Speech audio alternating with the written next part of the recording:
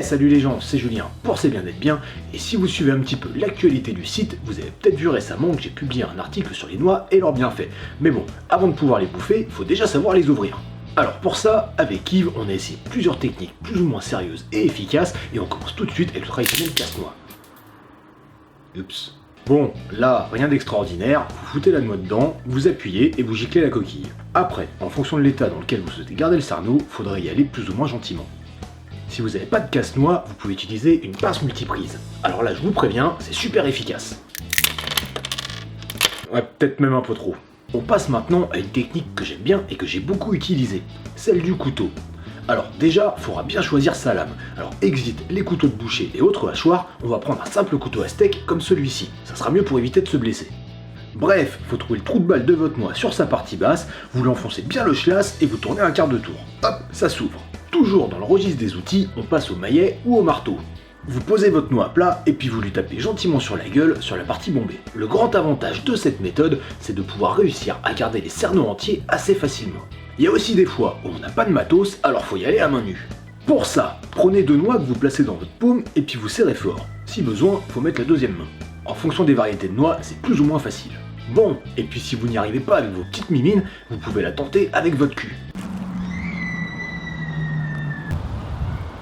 Aïe, hop. Oh yeah! Ouais, vous voyez bien que ça fonctionne, après j'ai pas dit que ça faisait pas mal. Il y a quand même vachement plus simple et moins douloureux, un bon coup de talon et c'est réglé. Maintenant, pour les mecs vénères, on passe à la méthode brute. Là, vous avez le choix des armes. Ici, on fait avec des rondins de bois, mais ça fonctionne aussi avec une masse, un parpaing ou la gueule d'un mec que t'aimes pas. Non, oubliez ce que je viens de dire, la violence c'est pas bien. Bref, ça défoule, mais ça laisse pas grand chose à bouffer. Bon allez, on continue dans les méthodes à la con, et vous pouvez tout simplement le rouler dessus avec votre bagnole. J'avoue, le deuxième passage était pas forcément nécessaire. Allez, on dira que cette technique est juste vachement bien pour faire de l'huile quoi. Et pour finir, voilà la méthode stylée et improbable. Le truc que personne n'utilise quoi. La méthode tir à l'arc.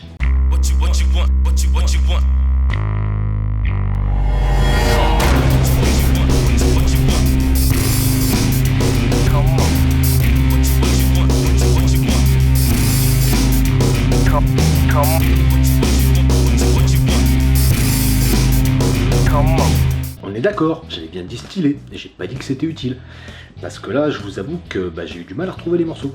Et voilà, maintenant vous savez comment faire péter la coquille de vos noix, et je vous laisse choisir la méthode qui vous convient le mieux. Si vous aussi, vous avez des techniques à la con, n'hésitez pas à nous les donner en commentaire, laissez un pouce bleu sous la vidéo, abonnez-vous à la chaîne, et je vous dis à bientôt.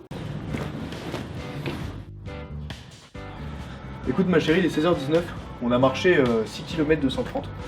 On va s'arrêter dormir ici. Ok.